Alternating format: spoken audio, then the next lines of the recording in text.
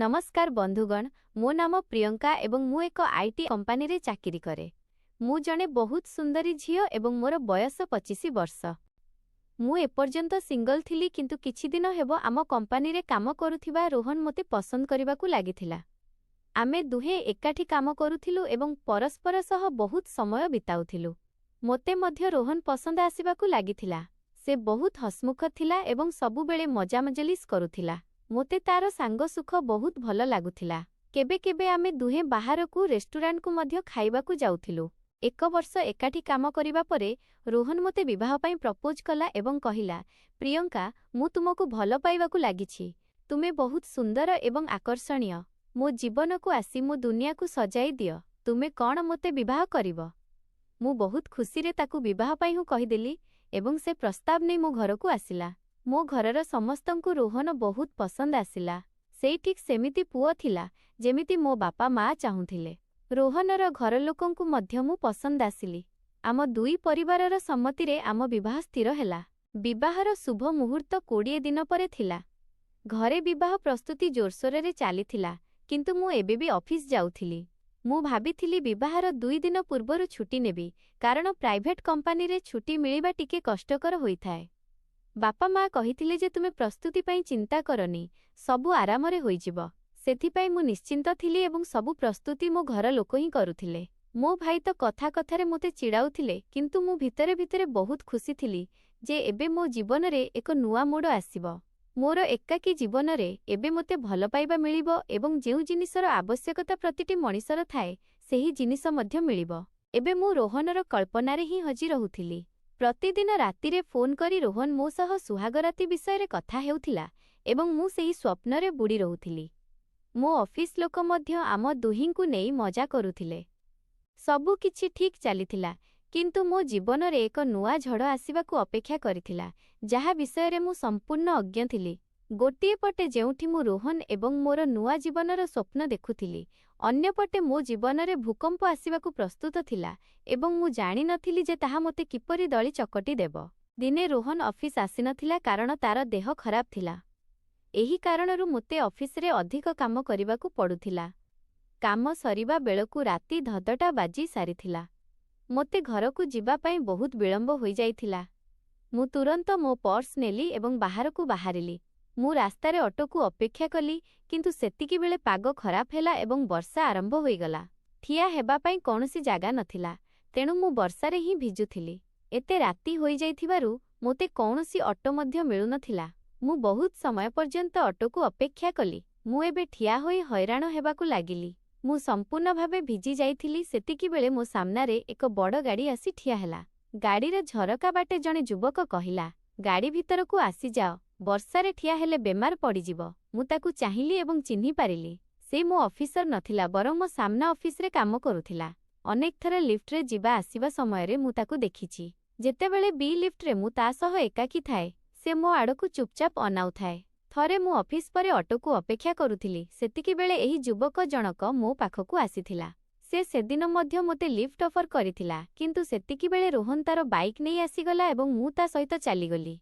से बहु समय पर्यंत आम दुहिंकु पिछा करुथिला, किंतु आजि तो रोहन मध्य नाही एवं एही पुओटी मोते पुणी लिफ्ट ऑफर करुछि। मु भाबिली कोनोसी अजणा व्यक्तिंक ठारु लिफ्ट नेबा ठीक हेबनी। एहा भाबी मु ताकु मना करिदेली एवं कहिली, धन्यवाद, किंतु मु ऑटो को अपेक्षा करिबी। एतिकिरे सेही युवक जनक दौड़ी आसी बाहरकु बाहारी आसिला एवं कहिबाकु लागिला जे राति 10टा बाजिलाणी, एते रातिरे तुमकु केउठी भी ऑटो मिलिबो नाही। पाग बहुत खराब एवं एते रातिरे जणे झियर एमिति एकाठिया हेबा मध्य सुरक्षित नुहे। तुमे प्लीज मो सहित चाल। एबे से सेठी ठिया होई मोर उत्तर को अपेक्षा कला। मु टिके चिंता कली एवं मोते लागिला जे तार साहाଯ୍ୟ नै जिबा उचित। मु तार गाड़ी रे बसिली। से कहिला, तुमे तो संपूर्ण भिजी जाइछ, मो घर सामनारे ही अछि। चालंतु प्रथमे तुमर पोशाक बदलाई देबो, तापरे मु तुमको घरे छाड़ी देबी। मु थंडारे थरुथिली। से मोते ता घर को नेई गला एवं तुरंत मोते एक टावेल धराई देला। तापरे से मोते ताकु नेई गला एवं तार एक शर्ट पैंट मोते देई कहिला, एहाकु पिंधि नियो। से रूम बाहर को चली गला। मु निज देह पोछुथिली। सेतिकी बेले मोते सामनारे थुआ होइथिबा हेयर ड्रायर देखागला। मु भाबिली प्रथमे मोर ओदा बाळ सुखाई दिए, କାରଣ ଯଦି ମୋ ମୁଣ୍ଡ ଓଦା ରୁହେ ତେବେ ମୋର ମୁଣ୍ଡ ବିନ୍ଧା ହୁଏ। ମୁଁ ଧୀରେ ଧୀରେ ମୋ ବାଳ ଶୁଖାଇବା ଆରମ୍ଭ କଲି ଏବଂ ବାଳ ଶୁଖାଉ ଶୁଖାଉ ଟିକେ ଅଧିକ ସମୟ ଲାଗିଗଲା। ତାପରେ ମୁଁ ମୋର ସବୁ ଓଦା ପୋଷାକ ଓହ୍ଲାଇ ନିଜ ଶରୀରକୁ ପୋଛିବାକୁ ଲାଗିଲି। ସେତିକିବେଳେ ସେହି ପୁଅଟି ରୁମ୍ ଭିତରକୁ ଆସିଗଲା। ସେହି ସମୟରେ ମୁଁ କିଛି ମଧ୍ୟ ପିନ୍ଧି ନଥିଲି। ମୁଁ ସମ୍ପୂର୍ଣ୍ଣ ଭାବେ ଉଲଗ୍ନ ଥିଲି ଏବଂ ସେ ମୋତେ ଏହି ଅବସ୍ଥାରେ ଦେଖିଦେଲା। କ୍ଷଣିକ ପାଇଁ ସେ ମୋତେ ଚାହିଁ ରହିଲା,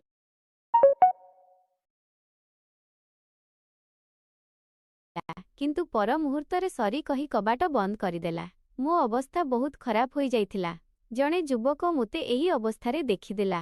ମୁଁ ତୁରନ୍ତ ସର୍ଟ ପିନ୍ଧିନେଲି, କିନ୍ତୁ ତାର ପ୍ୟାଣ୍ଟ ମୋତେ ହେଉନଥିଲା, ତେଣୁ ମୁଁ ଟାୱେଲ ଗୁଡ଼ାଇ ହୋଇଗଲି। ତାପରେ ଯେତେବେଳେ ମୁଁ ବାହାରକୁ ବାହାରିଲି ସେ କହିଲା, ମୋତେ କ୍ଷମା କରିଦିଅ, କିନ୍ତୁ ମୁଁ କବାଟ ବାଡ଼େଇକି ଆସିଥିଲି, ତୁମେ କିଛି କହିଲ ନାହିଁ କାହିଁକି? ସେତେବେଳେ ମୋର ମନେ ପଡ଼ିଲା ଯେ ସେ କବାଟ ତ ବାଡ଼େଇଥିଲା, କିନ୍ତୁ ମୁଁ ଏତେ ବିବ୍ରତ ଥିଲି ଯେ କିଛି କହିପାରିଲି ନାହିଁ। ମୁଁ କହିଲି, ଯାହା ବି ହେଲା ତାହା ମୋର ହିଁ ଭୁଲ ଥିଲା, ମୋର ହିଁ ଧ୍ୟାନ ଅନ୍ୟ କେଉଁଠି ଥିଲା। ମୁଁ କହିଲି, ତୁମ ପ୍ୟାଣ୍ଟ ମୋତେ ହେଉନାହିଁ। ସେ କହିଲା, ଚିନ୍ତା କରନି, ତୁମ ପୋଷାକ ମୁଁ ୱାସିଂ ମେସିନରେ ପକାଇ ଦେଇଛି, ଏଥିରେ ପୂରାପୂରି ଶୁଖିଯିବ। ଅଧଘଣ୍ଟା ଲାଗିବ, ତାପରେ ନିଜ ପୋଷାକ ପିନ୍ଧି ତୁମେ ଆରାମରେ ଘରକୁ ଯାଇପାରିବ। ସେ ମୋ ପୋଷାକ ଶୁଖିବାକୁ ପକାଇଦେଲା। ତାପରେ କହିଲା, ଚାଲ କିଛି ଖାଇବା ତିଆରି କରୁଛି, ତୁମେ ବି ଖାଇଦେବ। ଆମେ ଦୁହେଁ କିଚେନକୁ ଗଲୁ ଏବଂ ସେ ଆମଲେଟ୍ ଓ ଚା ତିଆରି କଲା। ଖାଇବା ତିଆରି କରି ଆମେ ଦୁହେଁ ଖାଇବାକୁ ଲାଗିଲୁ, କିନ୍ତୁ ମୁଁ ଲକ୍ଷ୍ୟ କଲି ଯେ ସେ ପୁଅଟି ମୋ ଆଡ଼କୁ ଚାହିଁ ରହିଛି। ସେତେବେଳେ ମୋର ମନେ ହେଲା ଯେ ମୁଁ ମୋ ସର୍ଟର ଉପରେ ବୋତାମ ଖୋଲା ଛାଡ଼ି ଦେଇଛି ଏବଂ ସେ ମୋ ଶରୀରକୁ ଦେଖୁଛି। ଯେମିତି ହିଁ ମୋତେ ଏହି କଥାର ଅନୁଭବ ହେଲା, ସେ ମୋର ଅତି ନିକଟକୁ ଆସିଗଲା। ସେ ମୋ ସର୍ଟର ବୋତାମ ଲଗାଇବାକୁ ଲାଗିଲା। ସେତେବେଳେ ମୋର ନିଶ୍ୱାସ ବହୁତ ଜୋରରେ ଚାଲିଲା ଏବଂ ତାର ନିଶ୍ୱାସ ମଧ୍ୟ ବହୁତ ତୀବ୍ର ହୋଇଗଲା। ଏହି ପୁଅଟି କେତେ ହ୍ୟାଣ୍ଡସମ୍, ମୁଁ ତାର ମୁହଁକୁ ଚାହିଁ ରହିଥିଲି। ସେ କହିଲା, ମୁଁ ତୁମକୁ ଏକ ପଜାମା ଦେଇଦେଉଛି, ତୁମେ ଏହାକୁ ପିନ୍ଧିନିଅ। ଏତିକି କହି ସେ ମୋ ପାଇଁ ଏକ ପଜାମା ନେଇ ଆସିଲା। ମୁଁ ପଜାମା ବଦଳାଇବା ପାଇଁକୁ ଆସିଲି, କିନ୍ତୁ ମୁଁ ପୁଣି ନା ଜାଣି କେଉଁ ଦୁନିଆରେ ଥିଲି ଯେ ମୁଁ କବାଟ ବନ୍ଦ କରିବାକୁ ଭୁଲିଗଲି ଏବଂ ସେଇଠି ହିଁ ବଦଳାଇବାକୁ ଲାଗିଲି। ମୁଁ ଟାୱେଲ ହଟାଇ ଦେଇଥିଲି ଏବଂ ତଳେ କିଛି ମଧ୍ୟ ପିନ୍ଧି ନଥିଲି। ସେ ସେଇଠି ଠିଆ ହୋଇ ମୋତେ ଦେଖୁଥିଲା। ପଜାମା ପିନ୍ଧିବା ପୂର୍ବରୁ ହିଁ ସେ ମୋ ପାଖକୁ ଆସିଗଲା ଏବଂ ମୋତେ ନିଜ ବାହୁବନ୍ଧନରେ ଭିଡ଼ି ଧରି ମୋ ଓଠକୁ ଚୁମ୍ବନ ଦେବାକୁ ଲାଗିଲା। ମୁଁ ନିଜକୁ ହଜାଇବାକୁ ଲାଗିଲି। ସେ ମୋତେ ବିଛଣାରେ ଶୁଆଇଦେଲା। ଆମ ଦୁହିଁଙ୍କର ନିଶ୍ୱାସ ଗତି ବଢ଼ିଗଲା। ସେ ମୋତେ ଅହେତୁକ ଚୁମ୍ବନ ଦେବାକୁ ଲାଗିଲା ଏବଂ ମୁଁ ତାର ପ୍ରେମରେ ଢଳିବାକୁ ଲାଗିଲି। ନା ଜାଣି କେଉଁ କୈଫିୟତ ଛାଇଗଲା ଯେ ମୋର କୌଣସି ଜିନିଷର ହୋସ୍ ରହିଲା ନାହିଁ। ସେ ମୋତେ ଚୁମ୍ବନ ଦେଉ ଦେଉ ମୋ ସର୍ଟର ବୋତାମ ଖୋଲିବାକୁ ଲାଗିଲା। କୌଣସି ପୁଅ ମୋତେ ପ୍ରଥମ ଥର ପାଇଁ କିସ୍ କରିଥିଲା। ରୋହନ ମଧ୍ୟ ମୋତେ ଆଜି ଯାଏଁ କିସ୍ କରିନଥିଲା, କେବଳ ମୋ ହାତ ଧରିଥିଲା। ରୋହନର କଥା ମନେ ପଡ଼ିବା ମାତ୍ରେ ମୋର ମନେ ପଡ଼ିଗଲା ଯେ ମୋର ବିବାହ ହେବାକୁ ଯାଉଛି। କିନ୍ତୁ ଏବେ ମୁଁ ଏହି ରୋମାଞ୍ଚକର ଯାତ୍ରାର ସେହି ମୋଡ଼ରେ ପହଞ୍ଚି ସାରିଥିଲି ଯେ ଚାହିଁଲେ ମଧ୍ୟ ନିଜକୁ ରୋକିପାରିଲି ନାହିଁ। ସେ ଧୀରେ ଧୀରେ ମୋ ସର୍ଟର ସବୁ ବୋତାମ ଖୋଲିଦେଲା। ମୁଁ ତାର ପ୍ରେମର ଗଭୀରତାରେ ବୁଡ଼ିଗଲି। ଅଧଘଣ୍ଟା ପର୍ଯ୍ୟନ୍ତ ଆମେ ସବୁକିଛି ଭୁଲି ଭଲ ପାଇବାରେ ମଜ୍ଜି ରହିଲୁ। କିନ୍ତୁ ହଠାତ୍ ମୋତେ ଲାଗିଲା ଯେ ଏହା ମୁଁ କ'ଣ କରୁଛି। ଏହା ଭାବିବା ମାତ୍ରେ ମୋ ଆଖିରୁ ଲୁହ ବାହାରି ଆସିଲା। ମୁଁ କହିଲି, ଏହା କ'ଣ କରୁଛ? ମୁଁ ତୁମକୁ ଜାଣିନି ସୁଦ୍ଧା। ସେ କହିଲା, ମୁଁ ଆକାଶ, ଆକାଶ ସିଂଘାନିଆ। ଏହି ନାମ ଶୁଣିବା ମାତ୍ରେ ମୁଁ ଚକିତ ହୋଇଗଲି, କାରଣ ମୋ ପାଖ ଅଫିସର ସିଇଓ ହେଉଛନ୍ତି ଆକାଶ ସିଂଘାନିଆ। ଅର୍ଥାତ୍ ଏହା ଜଣେ ବହୁତ ଧନୀ ପୁଅ। ଏବଂ ସେ କ'ଣ ମୋତେ ଆଗରୁ ଜାଣିଛି, କାରଣ ସବୁବେଳେ ସେ ମୋତେ ନିଜ ବିଲ୍ଡିଂ ପାଖାପାଖି ମିଳିଯାଏ ଏବଂ ମୋ ସହ ପ୍ରତିଦିନ ଲିଫ୍ଟରେ ଏକାଠି ଚଢ଼େ ଓ ଓହ୍ଲାଏ। କିନ୍ତୁ ମୁଁ କେବେ ତା ଉପରେ ଧ୍ୟାନ ଦେଇନଥିଲି। ମୁଁ କହିଲି, ରହିଯାଅ, ଏହାଠାରୁ ଅଧିକ କିଛି କରନି। ଯଦିଓ ମୁଁ ନିଜକୁ ରୋକିପାରୁ ନଥିଲି, କିନ୍ତୁ ବୋଧହୁଏ ସେ ମୋ ଆଖିରେ ଲୁହ ଦେଖି ଅଟକିଗଲା ଏବଂ ରୁମ୍ ବାହାରକୁ ଚାଲିଗଲା। ସେ ନିଜର ସୀମା ପାର କରିନଥିଲା ଏବଂ ମୋର ସମ୍ମାନ ସୁରକ୍ଷିତ ଥିଲା। ମୁଁ ଶୀଘ୍ର ଉଠିଲି ତ ଦେଖିଲି ମୋର ଓଦା ପୋଷାକ ଶୁଖିଯାଇଛି। ମୁଁ ତୁରନ୍ତ ନିଜ ପୋଷାକ ପିନ୍ଧିନେଲି ଏବଂ ବାହାରକୁ ଆସିଲି। ଆକାଶ ମୋ ସହ ଆଖି ମିଳାଉ ନଥିଲା, କିନ୍ତୁ ମୁଁ ତା ସହ କଥା ହେବାକୁ ଚାହୁଁଥିଲି। ସେ ମୋ ଆଡ଼କୁ ନ ଚାହିଁ କହିଲା, ଚାଲ ପ୍ରିୟଙ୍କା, ତୁମକୁ ଘରେ ଛାଡ଼ିଦେବି। ଆମେ ଦୁହେଁରେ ବସିଲୁ। ମୁଁ ଚାହୁଁଥିଲି ଯେ ଆକାଶ ମୋ ସହ କଥା ହେଉ, ଆମ ଭିତରେ ଯାହା କିଛି ଘଟିଯାଇଛି ସେ ବିଷୟରେ କିଛି ତ କହୁ। କିନ୍ତୁ ସେ ତ ମୋ ସହ ଆଖି ମଧ୍ୟ ମିଳାଇ ପାରୁନଥିଲା। ମୋ ଘର ପାଖକୁ ଆସି ସେ ଅଟକିଗଲା ଏବଂ କହିଲା, ଚାହିଁଲେ ଛତା ନେଇଯାଇପାର। ମୁଁ ତା ଆଡ଼କୁ ଚାହିଁ ରହିଥିଲି। ତେବେ ସେ ନିଜ ପର୍ସ ବାହାର କଲା ଏବଂ ନିଜର କାର୍ଡ ମୋତେ ଦେଇଦେଲା। ମୁଁ କାର୍ଡ ହାତରେ ଧରି ସେ କିଛି କହିବାକୁ ଅପେକ୍ଷା କଲି, କିନ୍ତୁ ସେ ନୀରବ ରହିଲା। ହଠାତ୍ ନା ଜାଣି ମୋତେ କ'ଣ ହେଲା, ମୁଁ ତା ପାଖକୁ ଚାଲିଗଲି ଏବଂ ତା ଓଠରେ କିସ୍ କଲି। ସେ ମୋ ଆଡ଼କୁ ଭଲ ପାଇବା ଭରା ଆଖିରେ ଚାହିଁ ରହିଲା। ମୁରୁ ଓହ୍ଲାଇ ମୋ ଘରକୁ ଆସିଗଲି। ନିଜକୁ ଯାଇ ଅଧଘଣ୍ଟା ପର୍ଯ୍ୟନ୍ତ ମୁଁ ଏହା ହିଁ ଭାବୁଥିଲି ଯେ ଆଜି କ'ଣ ହୋଇଗଲା। ସେତିକି ବେଳେ ତାର କାର୍ଡ ଦେଖିଲି, ସେଥିରେ ତାର ଫୋନ୍ ନମ୍ବର ଥିଲା। କିଛି ନ ଭାବି ମୁଁ ତାର ନମ୍ବର ଡାଏଲ କଲି। ଆକାଶ ଫୋନ୍ ଉଠାଇଲା ତ ମୁଁ କହିଲି, ମୁଁ ପ୍ରିୟଙ୍କା କହୁଛି। ଆଜି ଯାହା ବି ହେଲା। ସେ ମୋ କଥା ଅଧାରୁ କାଟି କହିଲା, ମୁଁ ସେହି ବିଷୟରେ ହିଁ ଭାବୁଛି। ମୋର ଶୋଇ ସେହି ସ୍ମୃତିରେ ହଜିଯାଇଛି। ତାହା ମୋ ଜୀବନର ସବୁଠାରୁ ସୁନ୍ଦର ମୁହୂର୍ତ୍ତ ଥିଲା। ନା ଜାଣି ମୋ ମନକୁ କ'ଣ ହୋଇଥିଲା। ଏହା କେଉଁ ପ୍ରକାରର ଆକର୍ଷଣ ଥିଲା ଯେ ମୁଁ ଆକାଶ ଆଡ଼କୁ ଟାଣି ହୋଇଯାଉଥିଲି ଏବଂ ଏହି ସବୁ ଭାବୁ ଭାବୁ ମୁଁ ଶୋଇପଡ଼ିଲି। ପରଦିନ ଯେତେବେଳେ ମୁଁ ସକାଳୁ ଉଠିଲି, ମୋବାଇଲ ନେଇ ଆକାଶକୁ ଗୁଡ୍ ମର୍ଣ୍ଣିଂ ମେସେଜ ପଠାଇଲି। ଆଜି ଶନିବାର ଥିଲା ଏବଂ ଆମର ଛୁଟି ଥିଲା। ଏହାର ଅର୍ଥ ମୁଁ ଆଜି ଆକାଶକୁ ଦେଖିପାରିବି ନାହିଁ। ତୁରନ୍ତ ତାର ରିପ୍ଲାଏ ଆସିଲା, ଆଜି କ'ଣ କରୁଛ? ମୋତେ ଆଜି ବିବାହ ସପିଂ ପାଇଁ ଯିବାର ଥିଲା, କିନ୍ତୁ ମୁଁ ତାକୁ ଲେଖିଲି ଯେ ମୁଁ ଆଜି ଫ୍ରି ଅଛି। ଏହା ଭଲ ପାଇବା ଥିଲା କି ଆଉ କିଛି ଜଣା ନାହିଁ। ସେ ଲେଖିଲା, ମୋ ଘରକୁ ଲଞ୍ଚ ପାଇଁ ଆସିଯାଅ, ଧନଟା ସୁଦ୍ଧା ଆସିଯାଅ, ମୁଁ ଲଞ୍ଚ ତିଆରି ରଖିବି। ମୁଁ ଘଣ୍ଟା ଦେଖିଲି ତ 10ଟା ବାଜି ସାରିଥିଲା। ମୁଁ ଶୀଘ୍ର ପ୍ରସ୍ତୁତ ହୋଇଗଲି। ମୋ ବାପା ମାଙ୍କୁ କହିଦେଲି ଯେ ମୁଁ ଏକା ସପିଂ କରିବାକୁ ଯାଉଛି। ଆଜି ମୋତେ ରୋହନକୁ ମଧ୍ୟ ଭେଟିବାର ଅଛି, କିନ୍ତୁ ତା ପୂର୍ବରୁ ମୁଁ ଆକାଶକୁ ଭେଟିବାକୁ ଚାହୁଁଥିଲି। ଆମ ଭିତରେ ଯାହା କିଛି ଘଟିଥିଲା ସେଥିପାଇଁ ମୋ ଜୀବନରେ ଏକ ଝଡ଼ ଆସିଯାଇଥିଲା। ମୁଁ ଟାଣି ହୋଇ ତା ଘରକୁ 10ଟା ସୁଦ୍ଧା ପହଞ୍ଚିଗଲି। ମୋତେ ଦେଖି ସେ ମୁରୁକି ହସିଲା ଏବଂ ଘର ଭିତରକୁ ଡାକିନେଲା ଆଉ କହିଲା, ଖାଇବା ପ୍ରସ୍ତୁତ ଅଛି, ପ୍ରଥମେ ଖାଇନେବା ତାପରେ କଥା ହେବା। ଖାଇବା ସରିବା ପରେ ମୁଁ କହିଲି, ଦେଖ ଆକାଶ, କାଲି ଯାହା ବି ହେଲା ତାହା ନା ଜାଣି କିପରି ହୋଇଗଲା। ମୋର ବିବାହ ସ୍ଥିର ହୋଇସାରିଛି ଏବଂ 19 ଦିନ ପରେ ମୋର ବିବାହ। ମୋ କଥା ଶୁଣି ତା ମୁହଁରେ ରାଗ ସ୍ପଷ୍ଟ ଜଣାପଡ଼ୁଥିଲା, ଯେମିତିକି ସେ ମୋତେ ହରାଇବାକୁ ଚାହୁଁନାହିଁ। ସେ କ'ଣ ମୋତେ ଭଲପାଏ? ଏହା କହି ମୁଁ ସେଠାରୁ ଯିବାକୁ ଲାଗିଲି। ହଠାତ୍ ସେ ମୋ ହାତ ଧରିନେଲା ଏବଂ କହିଲା, ଯଦି ତୁମର ମନ ବଦଳିଯାଏ ତେବେ ମୁଁ ଏଇଠି ତୁମକୁ ଅପେକ୍ଷା କରିବି। ତା ଆଖିରେ ମୁଁ ମୋ ପାଇଁ ପ୍ରେମ ଦେଖିପାରୁଥିଲି। ତାର ଗୋଟିଏ ସ୍ପର୍ଶରେ ମୋର ସାରା ଶରୀରରେ ଶିହରଣ ଖେଳିଗଲା। ମୁଁ ଏତେ ଦୁର୍ବଳ କାହିଁକି ହୋଇଯାଉଛି? ମୁଁ ତୁରନ୍ତ ତା ପାଖକୁ ଆସିଗଲି ଏବଂ ତାଙ୍କୁ ଏକ ହଗ୍ କଲି। ସେହି ମୁହୂର୍ତ୍ତ ମୋତେ ସମ୍ପୂର୍ଣ୍ଣ ପାଗଳ କରୁଥିଲା। ବହୁତ କଷ୍ଟରେ ତାଠାରୁ ଅଲଗା ହୋଇ ମୁଁ ବାହାରକୁ ଆସିଲି ଏବଂ ରୋହନ ସହିତ ପୁଣି ସପିଂରେ ବ୍ୟସ୍ତ ହୋଇଗଲି। ରାତିରେ ମୁଁ ଯେତେବେଳେ ଘରକୁ ଆସିଲି, ରୋହନର ଫୋନ୍ ଆସିଲା, କିନ୍ତୁ ନା ଜାଣି କାହିଁକି ଏବେ ତା ସହ କଥା ହେବାକୁ ମୋର ଆଦୌ ଇଚ୍ଛା ହେଉନଥିଲା। ଯେଉଁ ରୋମାନ୍ସ ଆମ ଭିତରେ ଫୋନରେ ହେଉଥିଲା, ସେଥିରେ ମୋର ଆଉ ମନ ଲାଗୁନଥିଲା। ମୁଁ କହିଲି, ରୋହନ, ମୁଁ ବହୁତ କ୍ଳାନ୍ତ ଅଛି, କାଲି କଥା ହେବା, ଏବଂ ଏତିକି କହି ମୁଁ ଫୋନ୍ ରଖିଦେଲି। ଆଉ ପରେ ନ ଚାହିଁ ମଧ୍ୟ ମୁଁ ଆକାଶକୁ କଲ୍ କଲି। ଆକାଶ ଫୋନ୍ ଉଠାଇବା ମାତ୍ରେ ପଚାରିଲା, ଆଜି କ'ଣ କଲ୍ ସାରାଦିନ?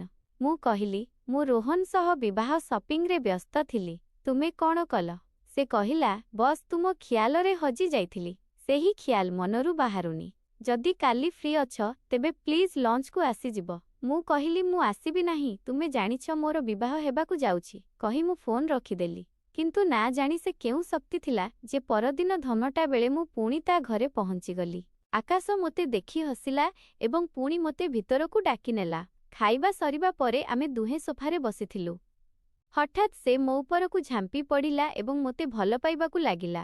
ମୋତେ ଚୁମ୍ବନ ଦେଇ କହିଲା, ତୁମେ ତ କହୁଥିଲ ଯେ ମୁଁ ଆସିବିନି, ତେବେ କିପରି ଆସିଲ? କ'ଣ ତୁମେ ମଧ୍ୟ ସେୟା ଅନୁଭବ କରୁଛ ଯାହା ମୁଁ କରୁଛି? ତେବେ ଏହି ଦୂରତା କାହିଁକି? ଆସ ଏହି ଦୂରତାକୁ ମିଟାଇ ଦେବା। ତା କଥାରେ ମୁଁ ମଦହୋଶ ହେବାକୁ ଲାଗିଲି। ମୁଁ ତାର ପ୍ରେମକୁ ଅନୁଭବ କରିବାକୁ ଲାଗିଲି। ସେହି ମୁହୂର୍ତ୍ତରେ ମୁଁ ଏମିତି ହଜିଗଲି ଯେ ସେ ମୋତେ ସମ୍ପୂର୍ଣ୍ଣ ଭାବେ ନିଜର କରିନେଲା। ଯେତେବେଳେ ମୋର ହୋସ୍ ଆସିଲା, ସେତେବେଳକୁ ବହୁତ ବିଳମ୍ବ ହୋଇଯାଇଥିଲା। 18 ଦିନ ଭିତରେ ମୋର ରୋହନ ସହିତ ବିବାହ, କିନ୍ତୁ ମୁଁ ସମ୍ପୂର୍ଣ୍ଣ ଭାବେ ଆକାଶର ହୋଇସାରିଛି। ଆକାଶ କହିଲା, ଏବେ ତୁମେ ମୋର। ମୁଁ ତୁମ ସାଥ ଛାଡ଼ି ପାରିବିନି। ଚାଲନ୍ତ ମୋ ସହିତ। ସେ ମୋତେ ନିଜ ସହ ତାରେ ମୋ ଘରକୁ ନେଇଗଲା ଏବଂ ସିଧା ମୋ ଘର ଭିତରକୁ ପଶିଗଲା। ତାପରେ ମୋ ବାପା ମାଙ୍କୁ ଡାକିଲା। ମୋ ବାପା ମା ଆସିଲେ ଏବଂ ବହୁତ ଆଶ୍ଚର୍ଯ୍ୟ ହୋଇ ତାକୁ ଚାହିଁଲେ। ଆକାଶ ନିଜର ପରିଚୟ ଦେଲା।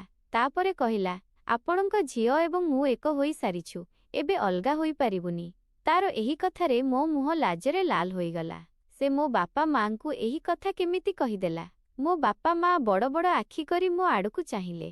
ବାପା କହିଲେ, କିନ୍ତୁ ଝିଅ, କିଛି ଦିନ ପରେ ତ ରୋହନ ସହ ତୁମର ବିବାହ ହେବାକୁ ଯାଉଛି। କିନ୍ତୁ ସେତିକିବେଳେ ଆକାଶ ନିଜ ପକେଟରୁ ଏକ ଡବା ବାହାର କଲା। ଯେତେବେଳେ ସେ ଡବା ଖୋଲିଲା, ତା ଭିତରେ ସିନ୍ଦୁର ଥିଲା। ସେ ସେଇଠି ଠିଆ ହୋଇ ମୋ ମଥାରେ ସିନ୍ଦୁର ଭରିଦେଲା ଏବଂ କହିଲା, ଏବେଠାରୁ ପ୍ରିୟଙ୍କା ମୋର ପତ୍ନୀ। ସେ ମୋ ହାତ ଧରିଲା ଏବଂ ମୋତେ ନିଜ ସହିତ ନିଜ ଘରକୁ ନେଇ ଆସିଲା।